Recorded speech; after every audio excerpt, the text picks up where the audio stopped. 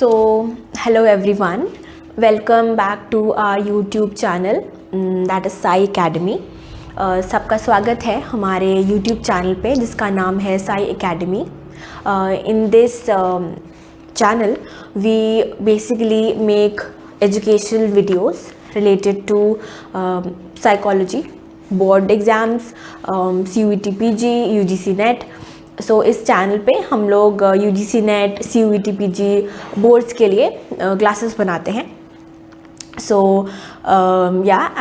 My name is Ananya Chaudhary. मेरा नाम अनन्या चौधरी है. I have cleared the UGC NET exam in the June 2024 cycle. और आज का जो क्लास है, today's class, in today's class we will talk about group dynamics. ये एक्चुअली जो हमारा सोशल साइकोलॉजी का जो पूरा सीरीज़ था उसका ये 4th पार्ट हो जाएगा. तो ये आज का जो ग्रुप डायनेमिक्स का क्लास है इसमें we will talk about some important topics related to और that come under group dynamics. कुछ इम्पॉर्टेंट टॉपिक्स जो ग्रुप डायनेमिक्स के अंडर आते हैं जैसे कि deindividuation, group think, group polarization, group formation. तो इनकी बात हम आज करेंगे. उसके बाद we'll discuss some PYQs from these topics and the topics that we have studied before this. उसके बाद इन टॉपिक्स के बाद बारे में बात करने के बाद फिर हम PYQs पे जाएंगे जो हमने अब तक पढ़ा है उस पर. और इसके बाद वाला जो नेक्स्ट क्लास होगा, नेक्स्ट पार्ट होगा इस सीरीज़ का, उसमें हम ग्रुप डायनेमिक्स का एक और इम्पॉर्टेंट पार्ट जो कि है लर्निंग थियरीज वो डिस्कस करेंगे. तो let's start with our first topic that is deindividuation. हमारा जो पहला टॉपिक है वो डी इंडिविजुएशन हो जाएगा. जो I hope you remember if you have already watched the previous classes. अगर आपने इसके पहले के क्लासेस देखे हैं तो उसमें हमने एक एक्सपेरिमेंट में डिस्कस किया था डी इंडिविजुएशन का रोल. तो while you think about it, let's start with the topic. तो डी इंडिविजुएशन में we see that when we are in a group we tend to lose our sense of personal identity and our sense of responsibility. तो जब हम एक group में होते हैं तब हमारा जो सेंस ऑफ रिस्पॉन्सिबिलिटी, जिम्मेदारी है कि हम कितने ज़िम्मेदार हैं वो, और जैसे हम पर्सनल आइडेंटिटी एज इन हम क्या है, व्हाट आर वी एक्चुअली, हमारा क्या अस्तित्व है, तो इन ये चीज़ें हमारी हम लूज़ कर देते हैं. हमारा जो हम एक्चुअल में अगर हम अकेले होते तो हमारा जो सेंस ऑफ रिस्पॉन्सिबिलिटी होता या पर्सनल आइडेंटिटी होता उसमें, वर्सेस जब हम अकेले होते हैं वर्सेस जब हम एक ग्रुप में होते हैं तो उसमें बहुत एक डिस्कनेक्ट, एक फ़र्क आ जाता है. ठीक है. तो वो जैसे हम देखते हैं कि जब हम एक ग्रुप में होते हैं तो there is a sense of anonymity when we are in a group. So what do we mean by a sense of anonymity. हम जब एक ग्रुप में होते हैं तो हमें लगता है कि गुमनाम होना, जो लिटरली मीनिंग होता है एनोनिमिटी का, तो हमें लगता है कोई हमें जानता नहीं है. तो अब हम जो भी करेंगे उसका कॉन्सिक्वेंस सिर्फ हमें नहीं झेलना पड़ेगा, वो एज अ ग्रुप झेलेगा, एक ग्रुप झेलेगा. तो इसीलिए हम जो भी एक्शन लेते हैं वो बहुत इम्पल्सिवली लेते हैं. वी टेक इम्पल्सिव एक्शंस, बिना सोचे समझे हम काम करते हैं because we have lost our sense of responsibility. इसका सबसे अच्छा जो हम एग्जाम्पल देखते हैं, एक बार हम यहाँ पे लिख देंगे कि डी इंडिविजुएशन में what do we see, there is loss of personal identity and sense of responsibility. So this is what we lose when we are in a group, we are a part of a group. इसमें हम और क्या देखते हैं, there is a sense of, which are all related points basically. There is a sense of anonymity जिसकी वजह से which leads to taking up or performing impulsive actions. leads to impulsive actions. So this is what we see in de-individuation. Now the best example of de-individuation, उसका जो बहुत एक अच्छा उदाहरण है वो हो जाएगा, हम देखते हैं राइट्स में जो दंगे होते हैं, उसमें हम देखते हैं कि कैसे डी-इंडिविजुएशन इज़ एट प्ले, कैसे वो होता है कि लोग सोचते हैं कि जो भी एक्शन का जो कॉन्सिक्वेंसेस होगा हमारे एक्शंस का वो हमें नहीं झेलना है, एज ए ग्रुप झेलना है, तो लोग फिर कुछ भी करते हैं बिना सोचे समझे. और एक और एग्जांपल जो हम अभी बात कर रहे थे स्टार्टिंग में, अनदर वेरी इम्पॉर्टेंट और important example of de-individuation is what we were talking about in the beginning. So we talked about the Stanford prison experiment. If you remember, there we saw in our Stanford prison experiment we saw the role of de-individuation. हमारे Stanford prison experiment में we saw that the guards they lost their sense of identity because उन सबको guard का dress पहना दिया गया था, uniform पहना दिया गया था. So the guards in the Stanford prison experiment they were made to wear uniforms of guards, of actual prison guards, and therefore they lost their sense of personal identity, and also they lost their sense of personal responsibility, because they thought कि जो भी उनका action होगा, their actions would not have direct consequences on themselves. उनको लगा कि जो भी वो गलत काम करेंगे, जो भी करेंगे, उसका consequence सिर्फ उनको नहीं मिलेगा, सब गार्ड्स को एज ग्रुप मिलेगा. तो वो ग्रुप नॉर्म में इतना खो गए थे, इतना इंडल्ज हो गए थे कि they lost their sense of identity and responsibility. So the Stanford prison experiment is one of the best examples of de-individuation. Now we will talk about groupthink. So groupthink में we see that in a group, of course, more importance is given to group cohesiveness as compared to making decisions based on facts और considering facts realistically. So group think में हम देखते हैं कि एक group का जो एकजुटता है उस पर ज़्यादा फोकस किया जाता है, उसको ज़्यादा इम्पोर्टेंस दिया जाता है कंपेयर टू तथ्य को कंसिडर करना. तथ्यों पे ज़्यादा इम्पोर्टेंस नहीं दिया जाता, बल्कि ग्रुप के एकजुटता पे ज़्यादा फोकस रहता है. So in groupthink what we see is more importance is given to the group cohesiveness. More importance is given when it comes to decision making as compared to the facts. So group cohesiveness is given more importance than the facts. Now, if we talk about the characteristics of groupthink, the very first one would be the first characteristic that we'll talk about, जो सबसे पहला characteristic है groupthink का, वो हमारा हो जाएगा invulnerability. तो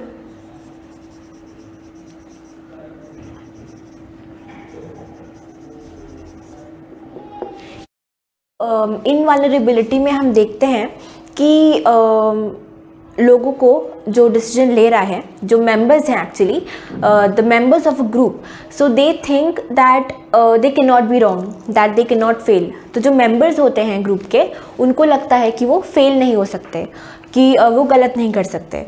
तो ये जो सारे कैरेक्टरिस्टिक्स हैं, we'll understand it through an example. Let's take the example of Titanic. Titanic जो एक शिप था, एक ब्रिटिश शिप था, पैसेंजर शिप, हम उसका एग्जाम्पल लेके समझेंगे क्या क्या कैरेक्टरिस्टिक्स हैं ग्रुप थिंक के. तो अगर हम सबसे पहले वाले की बात करें, इनवल्नरेबिलिटी, उसमें हमें लगता है कि मेंबर्स को लगता है कि वो फेल नहीं हो सकते। तो जैसे टाइटैनिक में जो मानना था, जो अथॉरिटीज़ थे, जो कैप्टन थे, उन सबका ये मानना था कि जो शिप है उनका, जो टाइटैनिक है, वो सिंक नहीं हो सकता, वो डूब नहीं सकता। तो पर हमने उसका नतीजा देखा, हमको आइडिया होगा कि अराउंड मोर देन 1500 1500 लोग से ज़्यादा की डेथ हो गई थी एक आइसबर्ग से टकरा के, टाइटैनिक की। तो अब हमारा जो सेकंड पॉइंट है वो हो जाएगा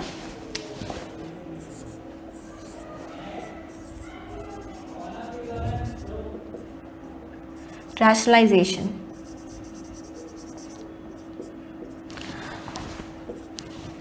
रैशनलाइजेशन में हम बेसिकली जो कि हम फ्रॉइड के डिफेंस मैकेनिज्म में भी देखते हैं, तो रैशनलाइजेशन में बेसिकली जो मेंबर्स होते हैं, जो लीडर होता है, सब लोग एक रीज़न देते हैं कि इस वजह से हमारा डिसीजन फेल नहीं हो सकता। जैसे if you see the example of Titanic, we so there the members, especially the authority, the captain, they all said that since Titanic cannot sink, it's an unsinkable ship, कि उसका design ऐसा है कि वो टकरा ही नहीं सकता आइसबर्ग से।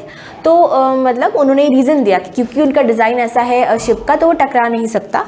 तो ये रैशनलाइजेशन देके उन्होंने जो वार्निंग साइंस थे कि एक आइसबर्ग है, कि सतर्क हो जाओ, तो उन वार्निंग साइंस को इग्नोर कर दिया गया था।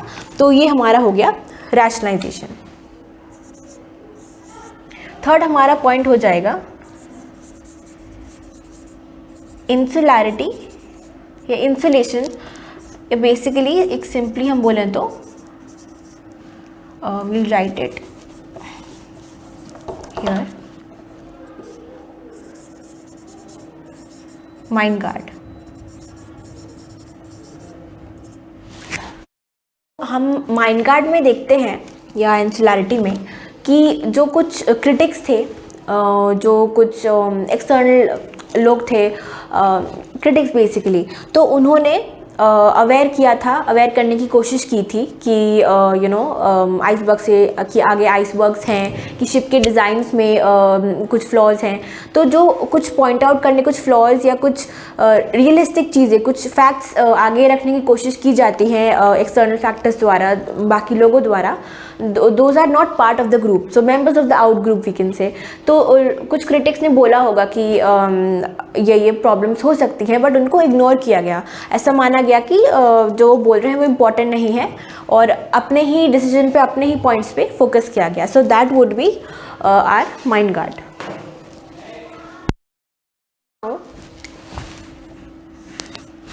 हम फोर्थ पॉइंट देखते हैं, हमारा हो जाएगा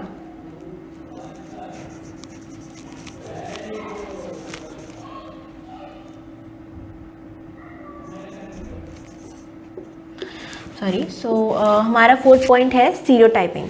तो इंसुलैरिटी में या माइंड गार्ड में हमने देखा कि बेसिकली जो क्रिटिक्स थे, उनके जो पॉइंट्स थे, उन्होंने बोला कि शिप में ये फ्लॉज हो सकते हैं, या आइसबर्ग का वार्निंग दिया, तो उनका जो ओपिनियन था उसको इग्नोर किया जाता है, उसको इम्पोर्टेंस नहीं दी जाती है। बट स्टीरियोटाइपिंग में we see that so basically there is in group, we'll study about that further.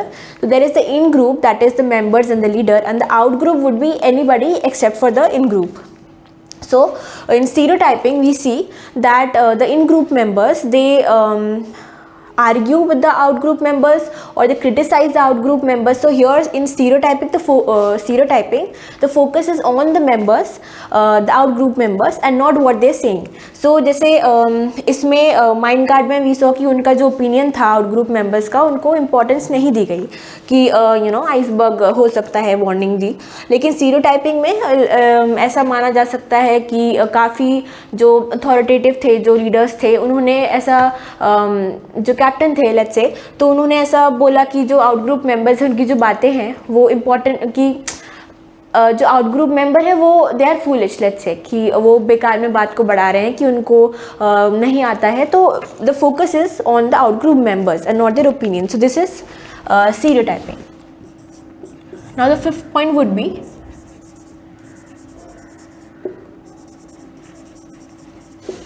There is charismatic leadership. सो जो लीडर होता है यहाँ पे वो यूजुअली कैरिस्मेटिक होता है, स्ट्रॉन्ग विल्ड होता है। तो जैसे टाइटैनिक के एग्जाम्पल में let's take the captain for instance, तो as far as I am aware तो उनको charismatic I am not sure if we can call him that, but strong willed he was, because फिर उनकी बात सुनी गई और दूसरों ने अपना ओपिनियन नहीं दिया, जिनको लगा जो और ऑफिशियल्स थे they did not give their opinions, the crew member था they did not give their opinions, अगर उनको कुछ डाउट था भी तो जो लीडर होता है usually in groupthink they are charismatic. हमारा नेक्स्ट पॉइंट हो जाएगा प्रिज्यूम्ड अनएनिमिटी। तो इसमें लेट्स से कि जो मेंबर्स हैं, लेट्स से एक पर्टिकुलर मेंबर दे बिलीव कि वो देख रहे हैं कि बाकी कोई कुछ नहीं बोल रहा है, तो कंफर्म करने के लिए फिर वो भी कुछ नहीं बोलते हैं, ताकि so that they don't stand out as we sided in conformity, तो नॉर्मेटिव कन्फॉर्मिटी। सो फिर वो नहीं बोलते हैं कुछ, और फिर ऐसे कर करके जब सारे मेंबर्स कुछ नहीं बोलते हैं तो देन इट इज़ अज्यूम्ड कि प्रिज्यूम्ड या अज्यूम्ड दैट अनएनिमिटी, यानी कि सब लोग अग्री कर रहे हैं क्योंकि कोई कुछ नहीं बोल रहा है टू कन्फर्म। सो हमारा 7 पॉइंट हो जाएगा सेल्फ डिसेप्शन।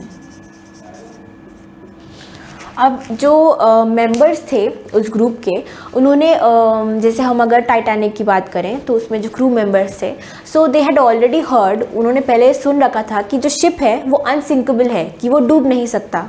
तो जब उनका मानना ऐसा था कि वो डूब नहीं सकता, तो फिर उन्होंने कहा कि आइसबर्ग वार्निंग का क्या ही पॉइंट है, क्या ही फ़ायदा है उसको अटेंशन देने का, जब सिंह डूब ही नहीं सकता। तो जब डूबना ही नहीं है तो अटेंशन क्यों लेनी है, ऐसा उन्होंने सेल्फ डिसेप्शन यूज़ किया। तो the members they use self deception when they find a reason for believing that there is no danger or no issues at all.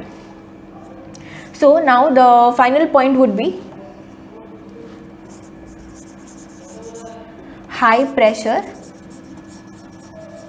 or stress.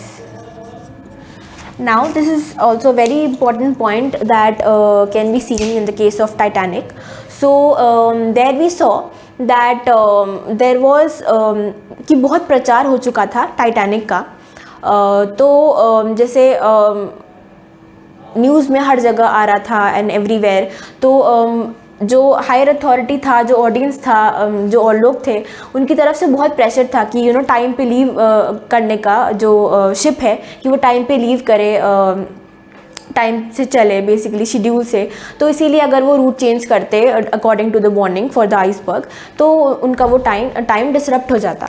तो इसीलिए क्योंकि इतना प्रेशर था हर तरफ से, अथॉरिटी की तरफ से और लोगों की तरफ से, तो इसीलिए उतना इम्पोर्टेंस नहीं पे किया गया जो वार्निंग था उस पर, और कंटिन्यू किया गया उसकी शिप की वॉयज को। सो हियर वी सी, तो और फिर जो कैप्टन पे जो प्रेशर था वो प्रेशर फिर उन्होंने क्रू पे डाला, तो इसीलिए रैशनली वो लोग नहीं सोच पाए। So this is the final point. We will talk about some ways to reduce groupthink. अब हम बात करेंगे कुछ तरीकों की जिनसे हम ग्रुप थिंक को रिड्यूस कर सकते हैं, ठीक है। तो हमारा सबसे पहला पॉइंट हो जाएगा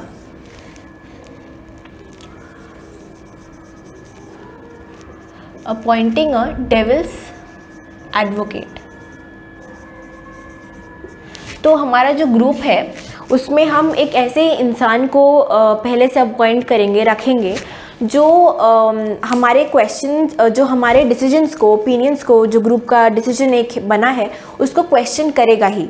So we will appoint a certain someone in our group who will question the group's decisions, the group's opinions, and when the other people, they look at him, they look at what he's doing, he or she is doing, so they also get motivated and they also question the group's decisions and beliefs. तो जब बाकी लोग देखेंगे वो लोग भी सीखेंगे कि हम लोग भी क्वेश्चन कर सकते हैं ग्रुप के बिलीफ को। Second is encouraging open dialogue.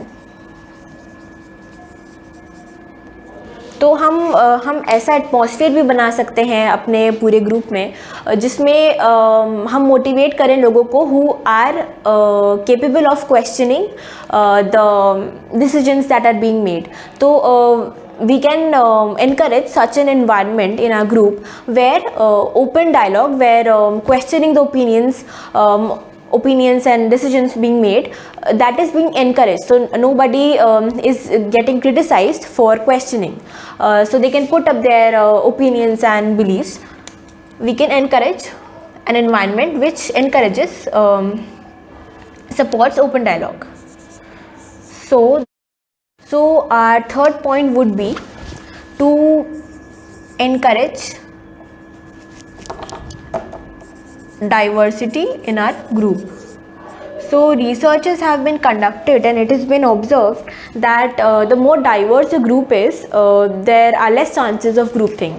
तो ऐसे रिसर्च हुए हैं जिसमें ये पता चला है कि अगर आपके ग्रुप में अलग अलग जगह से लोग आ रहे हैं, अलग अलग कल्चर से फॉर एग्जांपल लोग आ रहे हैं, तो ग्रुप थिंक के चांसेस कम हो जाते हैं. बिकॉज फिर जो मेंबर्स हैं वो फिर एक तरीके से नहीं सोचेंगे, सबका अपना अपना बिलीफ होगा, पर्सपेक्टिव होगा, तो सब लोग अपना अपना पर्सपेक्टिव रखेंगे, तो कम चांसेस हैं कि ग्रुप थिंक हो, बिकॉज सब अपने हिसाब से क्वेश्चन करेंगे और डिसीजन को, ओपिनियन को.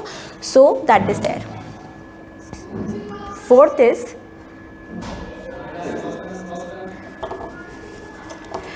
encouraging outside opinions,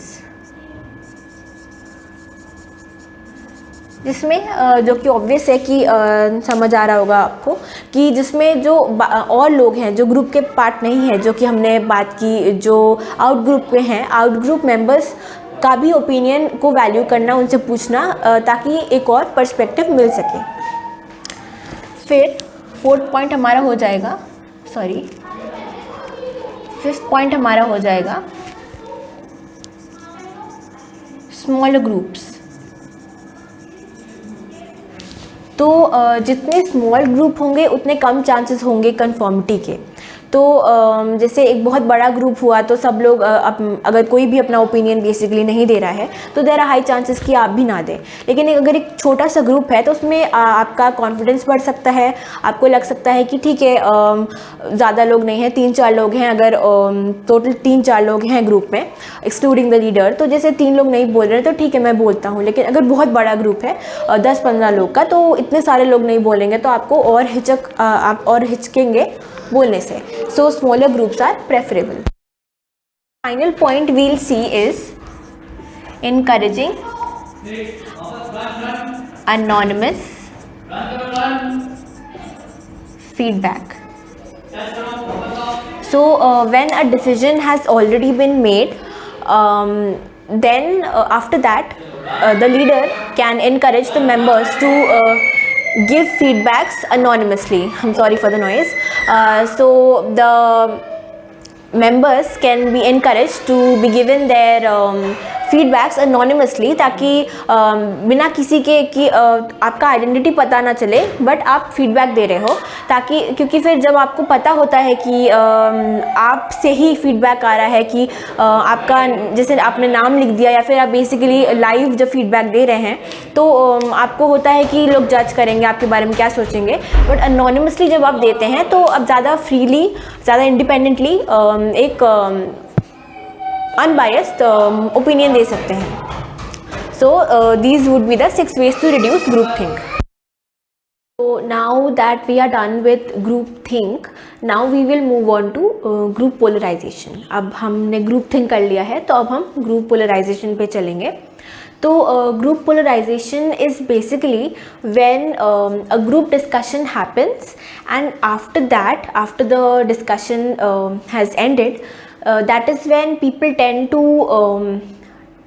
take up riskier actions or have extreme beliefs.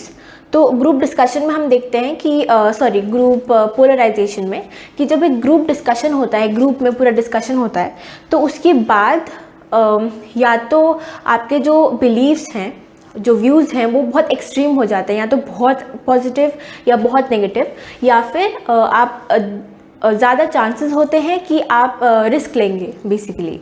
तो दैट इज़ व्हाट ये होता है after group discussion has taken place. So this is our group polarization. To understand it better, we'll take up two examples. So, and we'll also understand it better through a diagram that I found very interesting. So yeah, so we are talking about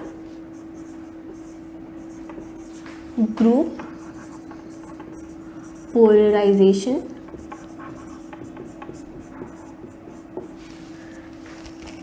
Never mind. So the first so what we see in group polarization is, after a group discussion there are chances that either you will take up extreme beliefs, or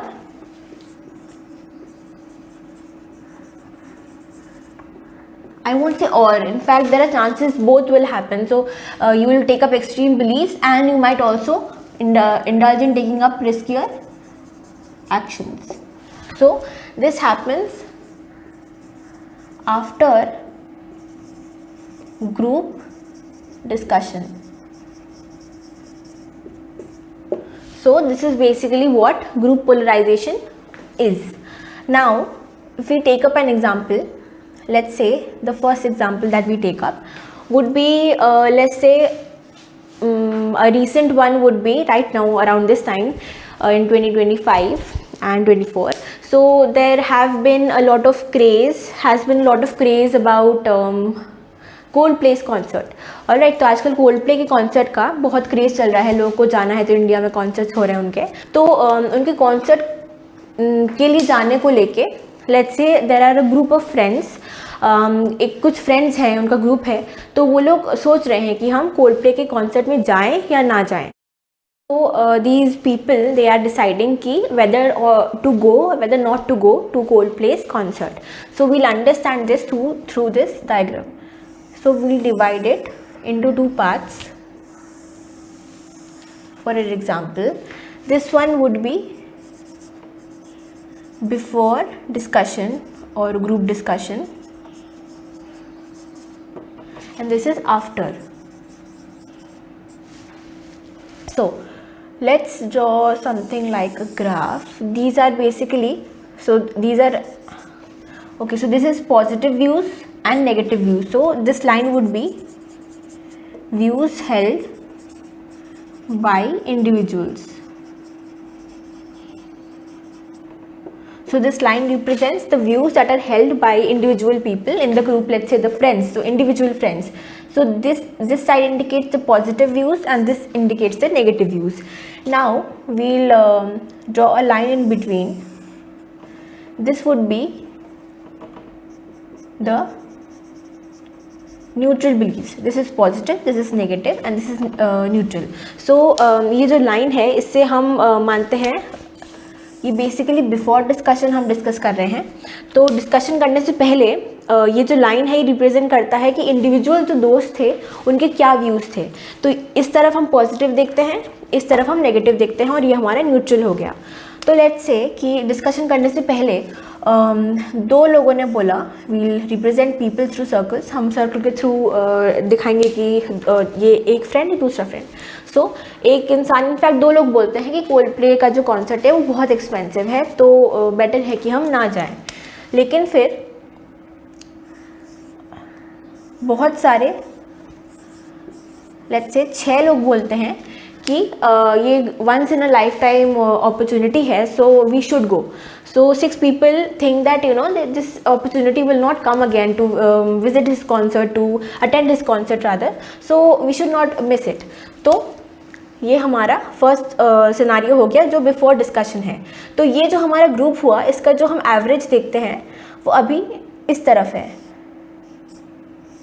क्योंकि average हमेशा centre पे होता है. और we'll represent this here.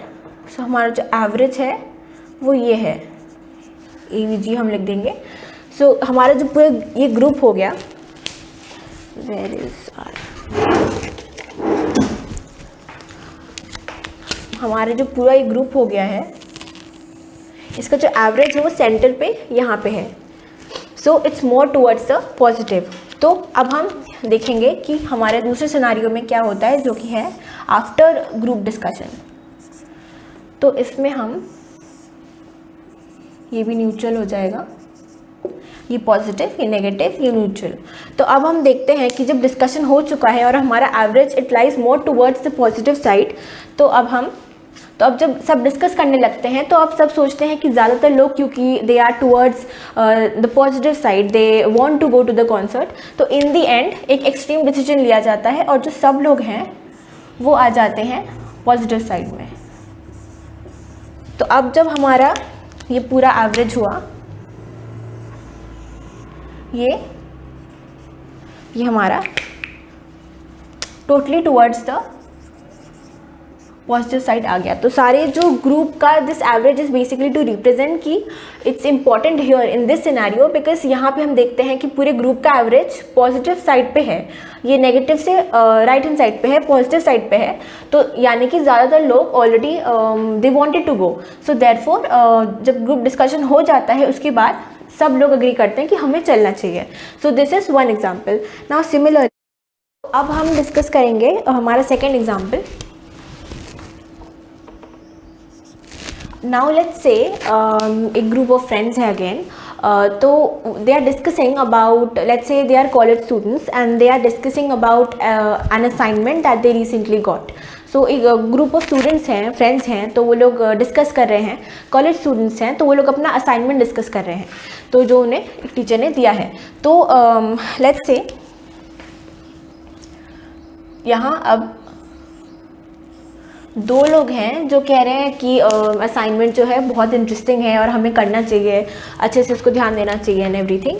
और again यहाँ पे there are 6 people who think that the assignment is very difficult, that बहुत उसका जो डेडलाइन है दैट इज़ नॉट इनफ, कि और टाइम मिलना चाहिए था। So there are 6 people who have negative views towards it. So now यहाँ पे जब हम एवरेज देखेंगे, as you can probably already make out, this is more towards the negative side. This would be our average. So as you can probably see, तो अब हम क्योंकि ज़्यादातर लोग नेगेटिव साइड पे हैं, तो अब सारे लोग का ओपिनियन बन जाएगा कि हाँ maybe they are right, इन दोनों का भी ओपिनियन बनेगा maybe they are right, maybe the assignment is so difficult that it's not easy to complete in time. तो अब सबको लगता है कि असाइनमेंट नियरली इम्पॉसिबल है। सो नाउ सबका जो एवरेज पूरा नेगेटिव साइड में चला जाएगा और सबका नेगेटिव व्यू बन जाएगा। So basically this is what we see in group polarization. So अब हम बात करेंगे जो कुछ स्टेजेस हैं ग्रुप फॉर्मेशन की, जो दिया गया था ब्रूस टकमैन द्वारा, तो हम उनकी बात करेंगे। Now we'll talk about the stages of group formation.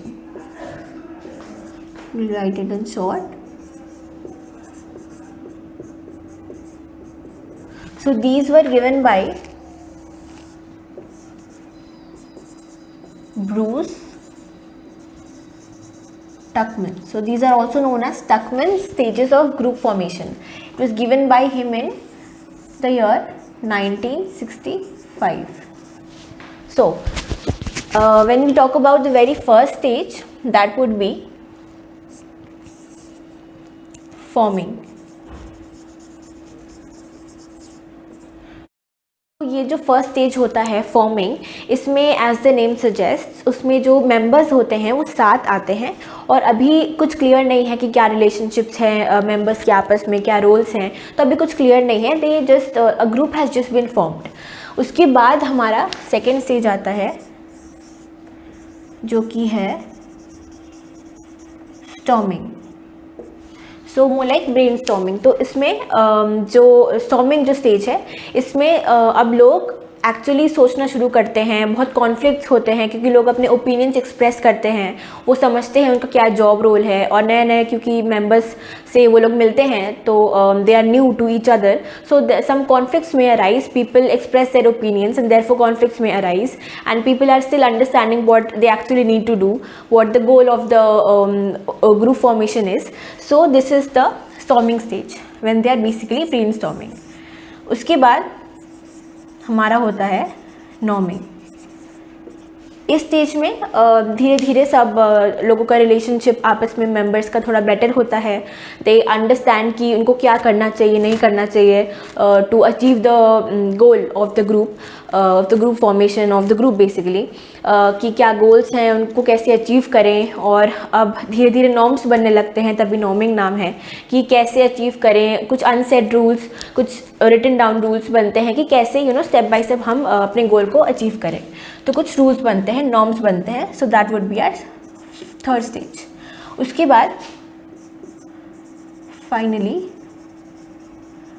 आता है परफॉर्मिंग स्टेज, जिसमें एक्चुअली अब नॉर्म्स क्योंकि बन चुके हैं, नाउ पीपल स्टार्ट परफॉर्मिंग, कि जो टास्क उन्होंने प्लान किया था उसको एग्जीक्यूट करते हैं. So that is basically performing. Finally we have, जब टास्क अब हो चुका है उसके बाद we have adjourning, group adjourn हो जाता है, और मॉर्निंग,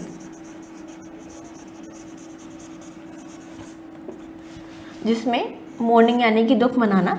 तो फाइनली जब टास्क अचीव हो चुका है उसके बाद फिर अर्जन, जो ग्रुप है वो अर्जन हो जाता है, ख़त्म हो जाता है, डिसबैंड हो जाता है. और मॉर्निंग एज इन कभी कभी बहुत अच्छे रिलेशन बन जाते हैं मेंबर्स के बीच में. तो ऐसे सिचुएशंस में दुख होता है जब they are disbanding, they are growing apart. So this is the stage that happens in the end, जब जो ग्रुप का गोल है वो अचीव हो चुका है. So these are the 5 stages of Tuckman's group formation stages. So first is forming, storming, norming, performing, and then we have adjourning or mourning. So these are very important for the UGC NET exams. They have come many times. We'll see further in the PYQs. So this is it for the theory part of this class. Now we will move on to the PYQs. So now the topics that we have already done in this class, as well as the ones we have done before, based on that we'll do some PYQs.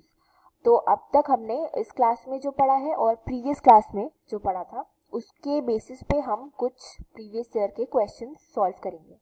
तो हमारा जो पहला question है, it says that the process by which a person tries to change their belief, opinion, course of action of somebody else through argument, pleading or explanation. So ये किस चीज़ का example होगा? तो एक इंसान जब किसी का बिलीफ जो है, उनका क्या मानना है, क्या उनकी ओपिनियंस हैं, क्या वो एक्शन कैसे लेते हैं, तो उसको जब किसी का वो लोग बिलीफ या ओपिनियन चेंज करना चाहते हैं थ्रू आर्ग्यूमेंट, कि आप लॉजिकल कुछ एक्सप्लेनेशन दे रहे हो, आप रिक्वेस्ट कर रहे हो, तो प्रॉपर जब इसके थ्रू आप किसी का बिलीफ या ओपिनियन चेंज करना चाहते हो, तो ये किसका एग्जाम्पल होगा? तो now as you always do, think of the answer, what it is according to you, and now we'll move on to the answer of this question. So the answer to our question is persuasion. Now this will not be social influence, because social influence includes other kinds of influence as well. That is, we study conformity, compliance and obedience. So we study all of that under social influence. But यहाँ पे तो ये social influence इसलिए नहीं होगा क्योंकि उसमें conformity या ओबीडियंस भी आ जाता है. बट यहाँ पे हम जो बात कर रहे हैं वो परसुएशन की बात हो रही है. परसुएशन या हम कंप्लायंस भी बोल सकते हैं, बिकॉज यहाँ प्लीडिंग बोला है कि रिक्वेस्ट भी किया जाता है. तो इसीलिए परसुएशन होगा, क्योंकि हम किसी पे इम्पोज नहीं कर रहे हैं, कुछ ज़बरदस्ती कुछ करने को नहीं बोल रहे हैं. हम यहाँ पे प्रॉपर आर्ग्यूमेंट दे रहे हैं, बता रहे हैं, लॉजिक दे रहे हैं, एक्सप्लेन कर रहे हैं या रिक्वेस्ट कर रहे हैं. ऐसे में जब किसी का ओपिनियन या एक्शन बदलने की कोशिश की जाती है तो उसको परसुएशन बोलते हैं. अभी डी इंडिविजुएशन नहीं होगा क्योंकि उसमें हम अपना सेल्फ ही लूज़ कर देते हैं, that is a different thing. और प्रो सोशल बिहेवियर हम नेक्स्ट यूनिट में नेक्स्ट क्लास में पढ़ेंगे अभी. So this will be persuasion. Now on to the next question. So when you ask for a small commitment and then you move on to a bigger commitment. So after you ask for something small and then you gain compliance and then you move on to a bigger commitment. तो इसमें पूछा जा रहा है कि आप एक छोटा सा रिक्वेस्ट मांगते हो, बोलते हो, चाहते हो, सॉरी, फिर वो जब मान लिया जाता है उसके बाद आप एक कुछ बड़ा मांगते हो. तो ये कौन सा टाइप ऑफ कंप्लायंस होगा यहाँ पे. सो we'll move on to the answer. या सो this is foot in the door जो हमने किया था स्टार्टिंग में. सो ये फुट इन द डोर क्यों होगा, सॉरी ये लो बॉल क्यों नहीं होगा. लो बॉल में हम एक बहुत ही इंटरेस्टिंग सा, बहुत ही अट्रैक्टिव सा एक ऑफर देते हैं जिसको आप मना नहीं कर सकते. और फिर धीरे धीरे जब वो इंसान मान लेता है इस ऑफर को, तब आप एक बहुत अनइंटरेस्टिंग सा बेसिकली ऑफर देते हैं. बेस्ट एग्जांपल है जब आप शॉपिंग एप्स में ऑर्डर करते हैं, स्टार्टिंग में कुछ वैल्यू दिखाते हैं और लास्ट में आते आते कुछ और ही जीएसटी और ये सब मिला के अलग ही प्राइस, बहुत इंक्रीज प्राइस हो जाता है. बट क्योंकि अब आप हाँ कर चुके हैं तो आप ऑर्डर कर देते हैं. So it will not be low ball because low ball में first there is a very attractive offer and when you agree to that offer, that is when a very uninteresting offer is put up, and the best example would be when we use shopping apps, because in the end they add GST and everything and they increase the price. So that is why this is not low ball. Progressive ball technique is something that is used by yoga trainers or dancers, so that is not a technique of compliance, that is a physical exercise thing. So door in the face जो है इसमें हम पहले एक बहुत बड़ा request कुछ मांगते हैं और जो इम्पॉसिबल होता है, जो कि आपको पता है कि रिजेक्ट हो जाएगा. और उसके बाद जब वो रिजेक्ट हो जाता है फिर आप एक छोटा रिक्वेस्ट पुटअप करते हैं. जैसे पेरेंट्स से लेट्स से 10,000 रुपये मांगना, आपको पता है वो मना करेंगे, फिर आप उनसे 1,000 रुपये मांग लेते हैं जो कि अब वो दे देते हैं. So in door in the face we, if you remember, उसमें first a very large request is put forth, and when that is rejected, that is when you move on to your actual smaller request, that is that one can actually grant. So now on to the next question. Now we'll move on to the next question. So yeah, I hope we understood that this is the foot in the door technique. ये foot in the door technique है जिसमें छोटा request मांगते हैं, फिर after gaining compliance जब मान लिया जाता है तब हम बिगर चीज़ मांगते हैं. और ये भी हम आई होप समझ गए कि क्यों बाकी के ऑप्शंस आंसर नहीं है. Now on to the third question. इसमें we are being asked that group think में occur when, so there are 4 options given. That members feel that they cannot fail, that members their motivation is low, members they cannot express their opinions that are different from the groups, and that they stereotype their enemies that they will be weak or stupid. तो group think इसमें पूछा गया है कि किन किन situations में ये अकर हो सकता है, क्या क्या कंडीशंस होते हैं ग्रुप थिंक के अकर होने के. तो इसमें बोला है कि मेंबर जब फेल नहीं हो हम मेंबर्स को लगता है कि वो फेल नहीं हो सकते. सेकेंड में बोला है कि मेंबर्स का जो मोटिवेशन का लेवल है वो हाई होता है. और थर्ड में बोला है कि जो मेंबर्स हैं वो उनका जो ग्रुप से जो डिफरेंट ओपिनियन अगर है कुछ तो वो एक्सप्रेस नहीं करते हैं, बताते नहीं हैं अगर वो कुछ अलग मानना है ग्रुप से. और फोर्थ वो मानते हैं कि जो एनिमी है, उनके जो दुश्मन है वो या दूसरे लोग हैं जो इन ग्रुप के पार्ट नहीं है, वो लोग बेवकूफ़ हैं, उन्हें कुछ नहीं आता. तो इसमें से कौन सा हमारा सही आंसर होगा? आई होप हमने अभी तक मार्क कर लिया होगा. सो या this is our correct answer. तो ग्रुप थिंक में हम देखते हैं कि जो मेंबर्स है they feel that they can not fail. हमने we studied in our topic in this class कि द मेंबर्स फील कि वो लोग नहीं हार सकते, कि वो हमेशा सही हैं. फिर मेंबर्स वो लोग अपने जो ओपिनियंस हैं वो जब अलग होते हैं, when they differ from the group, अपने ग्रुप से अलग होते हैं तो वो एक्सप्रेस नहीं करते उनको. उनको लगता है कि सही ही होगा, सब बोल रहे हैं तो वो अपने ओपिनियंस एक्सप्रेस नहीं करते. इसकी वजह से और एक साइकिल बन जाता है. इसलिए सबको लगता है कि हाँ यही सही है, तो कोई बोलता ही नहीं है. और फिर फोर्थ हमारा है कि स्टीरियोटाइप किया जाता है कि it is stereotype that the enemies are weak, कि जो दुश्मन है वो लोग कमजोरी है, उन्हें कुछ नहीं पता है। तो ये हमारे पॉइंट्स हो गए। सॉरी,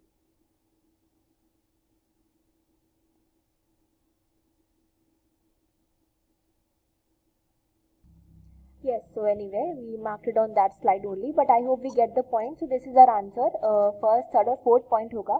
now second point हमारा इसलिए नहीं होगा ये, क्योंकि जब मोटिवेशन जो मेंबर्स हैं उनका मोटिवेशन एक्चुअली हाई होता है कि you know to take up the decision, because lot of pressure भी होता है या डिफरेंट रीजंस, तो उनका मोटिवेशन हाई होता है, लो नहीं होता है। तो हमारा सही आंसर 1, 3 and 4 है। So yeah, so the second point says that the motivation is low, which is not right in this case, because usually the members are highly motivated when it comes to groupthink. So this is there. Now we'll move on to the next question. Yeah. So here it is being asked to they are asking to arrange Tuckman's stages of group development. तो हमने जो Tuckman के stages of group development या group formation पढ़ा था उनको arrange करना है। So just pause the video, answer it, and now we'll move on to the answer. Now this is pretty straightforward. First we start with forming, and then there is storming, there is brainstorming about what they should do, the members should do, how should they approach the goal, and then there is norming. So some group norms are established, then people actually perform, and finally adjourning or mourning when the entire group disbands. तो ये हमारा सही जो answer है वो second है, क्योंकि पहले ग्रुप बनता है फॉर्मिंग, उसके बाद ब्रेनस्टॉर्मिंग होती है, सोचते हैं कि हम कैसे गोल को रीच करें, फिर कुछ नॉर्म्स इस्टेब्लिश होते हैं, नॉर्मिंग होता है कि कैसे फंक्शन करेगा ग्रुप एक्चुअली, और उसके बाद परफॉर्म करते हैं लोग, और फाइनली जो ग्रुप है वो डिसबैंड हो जाता है, अलग हो जाता है। तो फिर हमारा नेक्स्ट क्वेश्चन जो है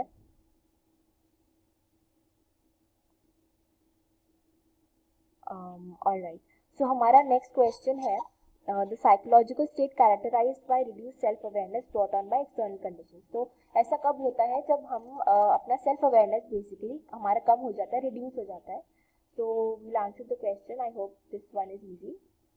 सो डी इंडिविजुएशन में we lose our self awareness कि हम क्या है नहीं है, that is what we lose. हमें नहीं और आइडिया रहता है कि हम क्या हैं, क्या एक्चुअली थे, क्योंकि हम जो ग्रुप नॉर्म से हमारे आसपास जो लोग हैं उनकी तरह बन जाते हैं, उनकी तरह सोचने लगते हैं, एक इंडिविजुअल की तरह हम नहीं सोचते हैं, एज ए ग्रुप सोचने लगते हैं।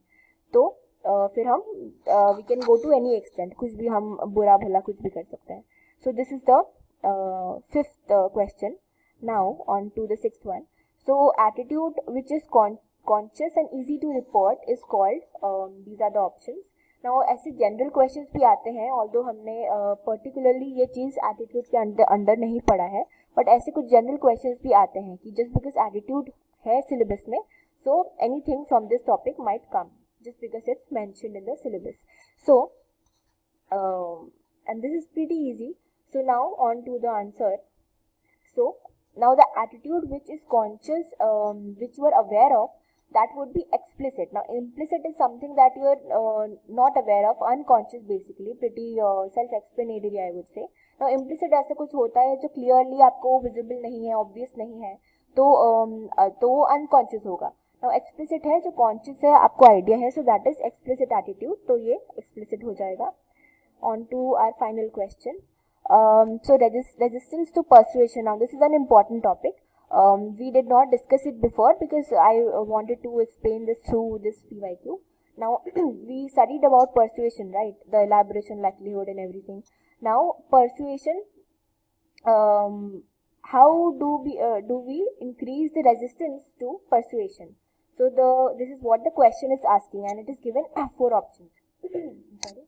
So इस क्वेश्चन में 4 ऑप्शंस दिए हैं और पूछा है कि रेजिस्टेंस टू परसुएशन की आप परसुएट नहीं होंगे, ऐसे किन किन वजहों से आपका जो परसुएशन का लेवल है वो कम हो जाएगा, लेट्स से कि आप पे कम चांसेस होंगे परसुएट होने के, इन किन किन फैक्टर्स के प्रेजेंस की वजह से।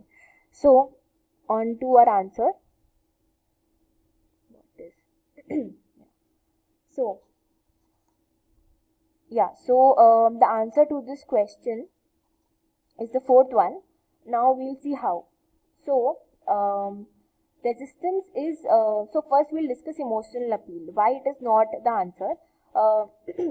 So इमोशनल अपील से जैसे आप इमोशनली जैसे इमोशनल होके किसी को कन्विंस करने की कोशिश करते हो, रो धो के या फिर हंस के या कैसे भी, तो उससे चांसेस है कि सामने वाला परसुएड हो. ये आपको आइडिया होगा, कॉमन सेंस होगा एक तरीके से, कि आप इमोशनल होके किसी को परसुएड होने करने की कोशिश करते हो तो देयर आर हाई चांसेस कि हो जाते हैं लोग, है ना. तो इमोशनल अपील अगर होगा तो चांसेस है कि आप परसुएड हो जाएं, लेकिन यहाँ पूछा है कि किन रीजन से आप परसुएड नहीं होंगे इजीली, तो बी हमारा आंसर नहीं होगा. नाउ ए और सी को हम डिटेल में डिस्कस करेंगे. डी क्यों होगा? क्योंकि सिलेक्टिव अवॉइडेंस, कि आप अवॉइड ही कर दे रहे हो. यस, सो सिलेक्टिव अवॉइडेंस में we basically do not hear what the person has to say. We avoid them. Okay, so if we are avoiding what they want to say, what they have to say, we do not pay attention to it, then why would we be persuaded? तो जैसे अगर कोई कुछ बोल रहा है, हमें persuade करने की कोशिश कर रहा है, बट अगर वो हम अवॉइड ही कर दे रहे हैं उस चीज़ को, उस इंसान को, उसकी बात को, तो फिर हम कैसे ही परसुएड होंगे. तो this is one point. We'll understand the first and the third points now. जो फर्स्ट और थर्ड पॉइंट है उसके बारे में हम देखते हैं. तो जो रिएक्टेंस है और जो फोर वार्निंग है, ये क्यों अवॉइड करते हैं परसुएशन, रेजिस्ट करते हैं. तो रिएक्टेंस, जो एक अमेरिकन साइकोलॉजिस्ट थे, उनका नाम ब्रेम था, जैक ब्रेम, उन्होंने ये थ्योरी दी थी रेजिस्टेंस की.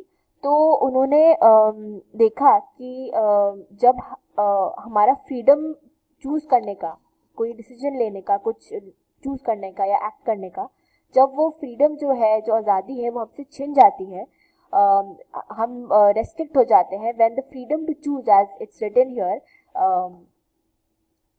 so when the freedom to choose or behave has been restricted, that is when we feel threatened और कंट्रोल्ड. तो जब हमसे वो आज़ादी छिन जाती है तो हमें डर लगता है, हमें लगता है कि कोई हमें कंट्रोल कर रहा है, तो हमें वो अच्छा नहीं लगता ऑब्वियसली. तो इसीलिए हम लोग और रेजिस्ट करते हैं कि जो वो बोल रहे हैं वो हम ना करें. जैसे इसमें लिखा हुआ है कि सो या we feel controlled, we feel the resistance, and we feel like wanting to do the opposite of what we are being told to reclaim our autonomy. तो जब हमें ज़बरदस्ती कुछ बोला जाता है कि आप यही करो और कोई ऑप्शन नहीं दिया जाता है, तो हमें बहुत कंट्रोल महसूस होता है और हम चाहते हैं कि ताकि हम वापस अपनी आज़ादी को रिक्लेम करें, इसीलिए हम अक्सर उल्टा करने लगते हैं या फिर मना कर देते हैं कि नहीं करेंगे. तो इसका बेस्ट एग्जाम्पल हम बोल सकते हैं, बेस्ट तो नहीं बट लेट्स से आपके पेरेंट्स आपको बोल रहे हैं कि इस इवेंट में आप यही पहनोगे, जैसे कोई शादी का है, कोई पूजा है, तो आपको यही वाली कुर्ती पहननी है और कुछ नहीं. तो मे बी आप वैसे भी वही पहनते, बट क्योंकि आपको फोर्स किया जा रहा है कि वही पहनो, तो अब आप बोलते हो नहीं, अब मैं नहीं पहनूंगी, अब मैं कुछ और पहनूंगी. So let's say there is some puja or something that you have to attend and your parents force you that you have to wear this cloth only, this piece of clothing only, this kurti only and nothing else. So maybe you already did like that clothing before, but now that you are being forced to pick that clothing, so now you tell them that no, I'll wear anything but this. So this is very common in adolescence, but then also in any age group, I would say. So that is reactance. So this was given by an American psychologist named Jack Brem.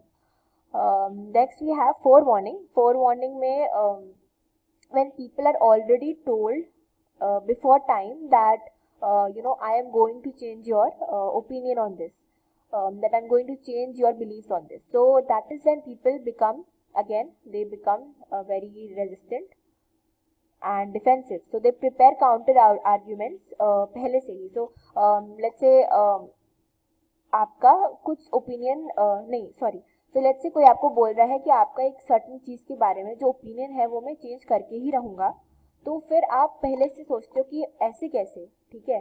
तो that is what we think कि फिर आप already अब defensive हो चुके होते हो कि अब तो कैसे ही करके दिखा दो तुम. तो नाउ आप काउंटर आर्ग्यूमेंट जो है कि कैसे उसको डिफेंड करें, कैसे हम ना हो परसुएड, ऐसे हम पहले से डिसाइड करके रखते हैं कि क्या क्या हम बोल सकते हैं ताकि हम परसुएड ना हो. सो वही है कि पहले से अगर आप कोई बोलता है कि हम तो कर ही देंगे आपका चेंज एटीट्यूड, अगर आपको भनक भी लग जाती है, कोई डायरेक्टली भी नहीं बोलता है, बट आपको जब आइडिया लग जाता है कि आपका कोई बिलीफ या चेंज करने की कोशिश करेगा आपके व्यूज़ किसी चीज़ को लेके, तो आप डिफेंसिव हो जाते हो और रेजिस्टेंस बढ़ जाता है for persuasion. So this is it for our today's class entirely. So we're done with the class. We'll talk about leadership in our next class. So stay tuned for that. Thank you so much for studying with me. If you like our teaching, if you like the content that is presented, if you understand that, please do like, share and subscribe so that we feel supported. So अगर आपको हमारा जो content है वो अच्छा लगता है तो प्लीज़ लाइक, शेयर और सब्सक्राइब करें ताकि हमें सपोर्ट मिले और हम लोग ऐसे वीडियोस और बनाते रहें. सो थैंक यू सो मच. और अच्छे से और वीडियोस हम बनाएंगे, क्लासेस हम बना ही रहे हैं, बट हम और एफर्ट डाल पाएँ. और अगर in case you have any questions, कोई भी क्वेश्चन हो आपको तो प्लीज़ कमेंट में डाल दिया करें. I will try our best to answer in the next class. So thank you so much.